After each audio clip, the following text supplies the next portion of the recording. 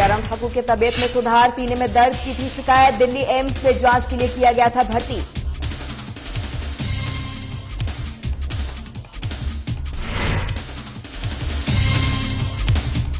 संयुक्त कर्मचारी मोर्चा का हुआ गठन, गैर शिक्षक संघ के खड़े किए सवाल, गठन पर लगाए गए गैर संवैधानिक आरोप।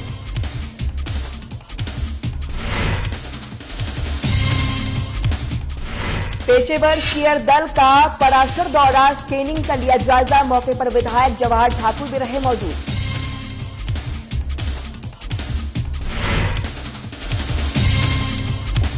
तीसरी, पांचवी और आठवीं कक्षाओं के परीक्षा के लिए डेटशीट हुई जारी, परीक्षा में परीक्षार्थियों के फेस मास्क पहनना होगा अनिवार्य, स्कूल शिक्षा बोर्ड के अध्यक्ष ने दी जानकारी।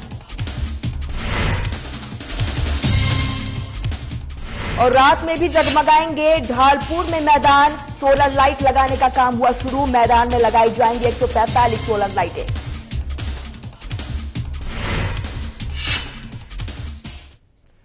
नमस्कार, स्वागत है आपका साधना प्लस न्यूज में। आपके साथ मैं हूं सोनाली ठाकुर। हिमाचल की खबरों से करेंगे बुलेटिन की शुरुआत। प्रदेश सरकार के एक प्रवक्ता ने बताया है कि मुख्यमंत्री जयराम ठाकुर नई दिल्ली स्थित अखिल भारतीय आयुर्विज्ञान संस्था में नियमित स्वास्थ्य जांच के लिए भर्ती हैं। उन्होंने कहा है कि मुख्यमंत्री की स्वास्थ्य संबंधी सभी रिपोर्ट सामान्य है और वे संस्था के वरिष्ठ चिकित्सकों की निगरानी में है। बता दें कि बीते दिन उन्हें हल्के सीने में दर्द की शिकायत हुई थी, जिसके बाद उन्हें शिमला के आईजीएमसी में अपनी स्वास्थ्य जांच करवाई थी, जिसके बाद डॉक्टरों ने उन्हें नियमित जांच के लिए दिल्ली एम्स जाने की नसीहत दी थी।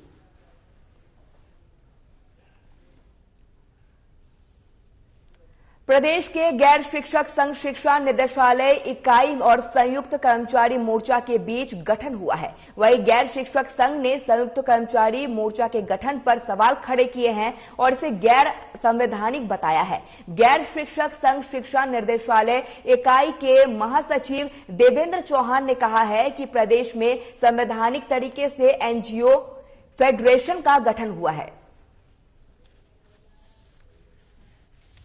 एसीसी के माध्यम से और माननीय मुख्यमंत्री महोदय ने जिस प्रकार से कर्मचारी की समस्या का समाधान किया है और वो डिटेल में आपके समक्ष चर्चा हो चुकी है और जिन जिन मांगों को माननीय मुख्यमंत्री महोदय के द्वारा पूर्ण किया गया उसके बारे में यहाँ से धन्यवाद किया गया सरकार से।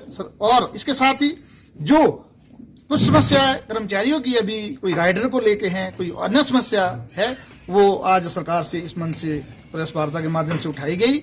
और जहां तक आपने प्रश्न किया कि अकाउंट में पैसे डालने की बात है, कोई संयुक्त मोर्चा के नाम से हमने कोई मोर्चा आपके मीडिया के माध्यम से सुना है और उन्होंने फेसबुक पे कोई सोशल मीडिया पे वो एक टिप्पणी डाली है जिसमें लिखा है कि इस अकाउंट में जो है प्रदेश के कर्मचारी पैसा डाले और संयुक्त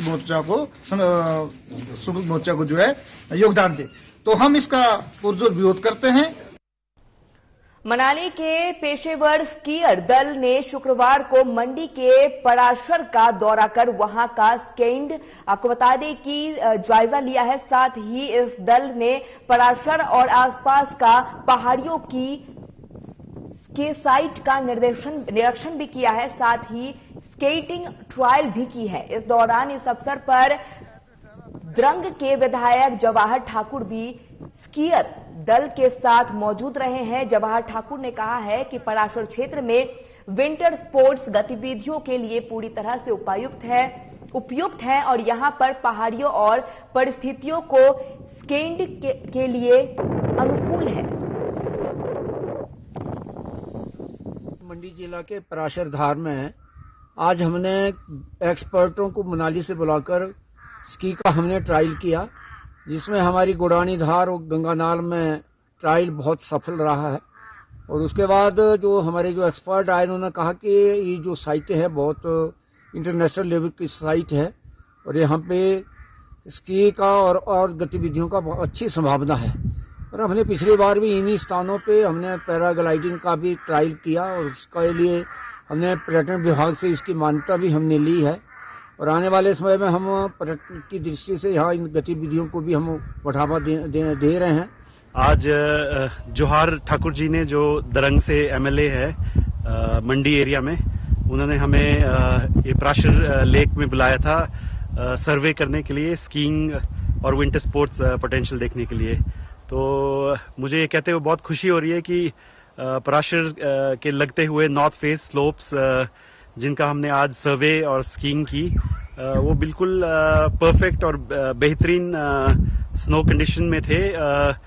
और जो आज हमने अपने एक्सप्लोरेशन में पाया कि ये स्लोप राष्ट्रीय तथा इंटरनेशनल स्कीइंग गेम्स के लिए परफेक्ट है। शिमला डेवलपमेंट प्लान पर कांग्रेस लगातार सवाल खड़े कर रही है। कांग्रेस ने इसे चुनावों से पहले जनता के बीच छोड़ गया।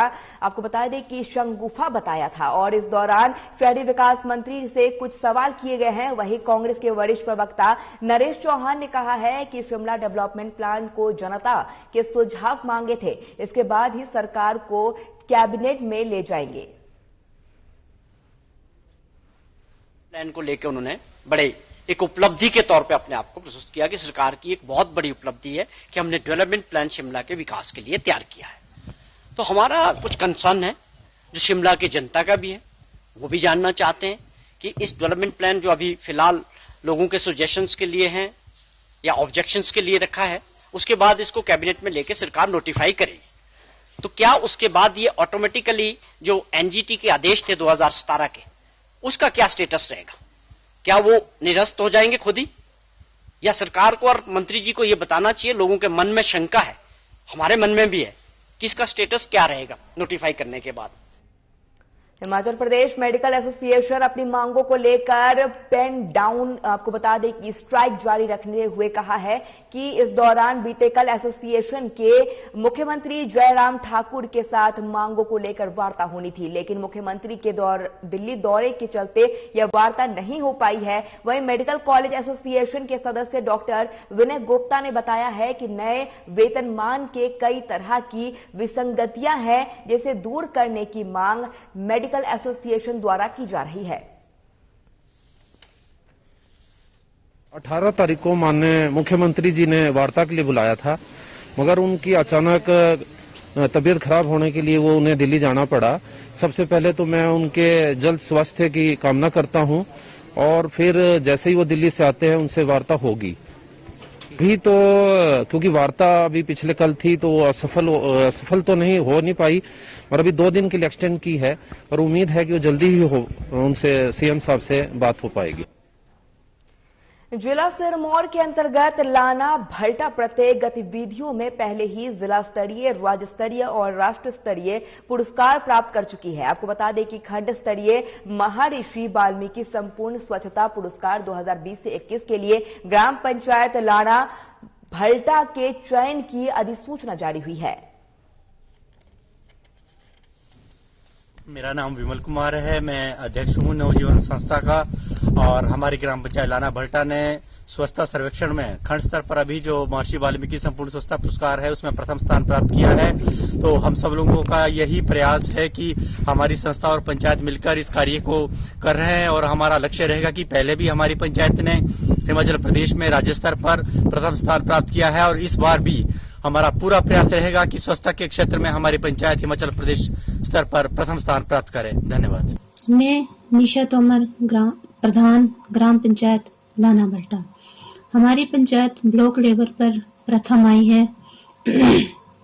इसका सारा श्रेय ग्राम पंचायत की समस्त जनता को जाता है। उप प्रधान जी, वार्ड मेंबर्स, सभी वार्ड मेंबर्स, सचिव जी, नवयुवक मंडल, नवजीवन संस्था व सभी महिला मंडल्स जिन्होंने इसमें भरपूर सहयोग दिया है और हमारी पंचायत ब्लॉक लेवल पर प्रथम आई है। मैं आशा करती हूँ कि आगे भी हम अपनी पंचायत को इसी तरह स्वच्छता में और आगे ले जाएं। हिमाचल प्रदेश स्कूली शिक्षा बोर्ड द्वारा तीसरी, 5वीं और 8वीं कक्षाओं के नियमित विद्यार्थियों की वार्षिक परीक्षा के फाइनल डेट शीट जारी कर दी गई है। इसकी जानकारी स्कूल शिक्षा बोर्ड के अध्यक्ष डॉक्टर सुरेश सोनी ने दी है। प्रदेश बोर्ड ऑफ स्कूल एजुकेशन ने विभिन्न कक्षाओं में जो परीक्षाएं होंगी उनकी डेट शीट जारी कर दी है। कुछ कक्षाएं ऐसी हैं जहां पर हम पेपर सेट करते हैं, लेकिन कुछ कक्षाएं यानी 10वीं और 12वीं ऐसी कक्षाएं हैं जहां पर हम पेपर लेते भी हैं, एग्जाम कंडक्ट भी करते हैं, उसका परिणाम भी घोषित करते हैं। तीसरी की जो डेट शीट हमने घोषित की है, जिसके लिए हमने सरकार से भी परमिशन ले ली है, तो वह 10 मार्च से लेकर 19 मार्च तक परीक्षाएं रहेगी तीसरी कक्षा की। 5वीं की 11 मार्च से लेकर 21 मार्च तक रहेगी और 8वीं की 9 मार्च से लेकर 25 मार्च तक परीक्षाएं आयोजित होंगी। ये पूरे हिमाचल प्रदेश में, विशेषकर जो समर क्लोजिंग स्कूल हैं, जो विंटर क्लोजिंग स्कूल हैं, उनमें परीक्षाएं पहले ही हो। जिला के ढालपुर के मैदान अब रात के समय अंधेरे में नहीं रहेगा। बता दें कि यहां पर अब मैदान में चारों तरफ सोलर लाइट लगाने का काम शुरू कर दिया गया है और ऊर्जा विभाग के माध्यम से यहां पर 145 सोलर लाइट लगाई गई है, जिसे रात के समय में भी लोगों को ढालपुर मैदान में आसानी से घूम सके। इस दौरान डीसी आशुतोष गर्ग ने मौके पर पहुंचकर और उन्होंने इस कार्य का जायजा लिया है। वहीं उन्होंने ऊर्जा विभाग के अधिकारियों को भी निर्देश दिए हैं और यहां लाइट लगाने के काम को पूरा किया जाए, जिससे लोगों को रात के समय घूमने का आनंद ले सके। ढालपुर में जैसा आपको मालूम है कि इवनिंग्स में, लेट इवनिंग में भी बहुत सारे लोग यहाँ पे वॉक करते हैं और बहुत सारे ऐसे एरियाज हैं जो कि प्रॉपरली वेल लिट नहीं है और जहाँ पे लाइट कम है। तो इसको ध्यान में रखते हुए एमसी कुल्लू के साथ ये प्रपोजल डिस्कस किया गया था और 145 सोलर स्ट्रीट लाइट्स जो हैं वो यहाँ पे लगाई जा रही हैं, जिसमें ढालपुर ग्राउंड जो हमारा रमणीक पार्क है, इसके अलावा लाइब्रेरी के पीछे का एरिया जहाँ पे यूजुअली डार्क जोन है और वहाँ पे लोग बड़े अरसे से एक लंबी था कि हमारे ढालपुर ग्राउंड में बहुत बड़ा अंधेरा छाया रहता था, जिसमें कि बड़ा इलिसिएट या कोई लोग पीने वाले या इस किस्म के कई बीच में जो इलिसिएट गतिविधियाँ होती थी। तो हमेशा हम जो पुलिस वाले से बात करते थे, कोई लाइट सिस्टम नहीं होता था, कोई ऐसा नहीं, अगर कोई बंदा मिल हुआ तो अंधेरे में भाग जाते थे। कोई बड़ी बेचारी रात को, हमारी माँ बहनें रात को नहीं चलना बड़ा मुश्किल होता था, ग्राउंड में कोई घूम नहीं सकता था। इसलिए हम प्रशासन का और बहुत बहुत धन्यवाद करते हैं। आप देखते थे कि लोग जो है शाम के टाइम जो है यहाँ पे इवनिंग वॉक भी लोग करते हैं, खासतौर पर हमारी महिलाएं। और ये जो डीसी ऑफिस के सामने वाला मैदान है, यहाँ पर काफी संख्या में लोग आते हैं शाम के टाइम। और अब गर्मियां भी आने वाली है तो लाइट्स की बहुत ज्यादा जरूरत थी, क्योंकि काफी अंधेरा था और सबकी मांग भी थी कुल्लू की जनता की, और कि भाई यहाँ पे अंधेरा रहता है। इसी के चलते हमने प्रपोजल तैयार किया। इस प्रपोजल को उपायुक्त और हम हाउस में लेके आए अपने नगर परिषद के, और उसके बाद चलिए हिमाचल के हमारे इस बुलेटिन में फिलहाल इतना ही। देखती रहिए साधना प्लस न्यूज। नमस्कार।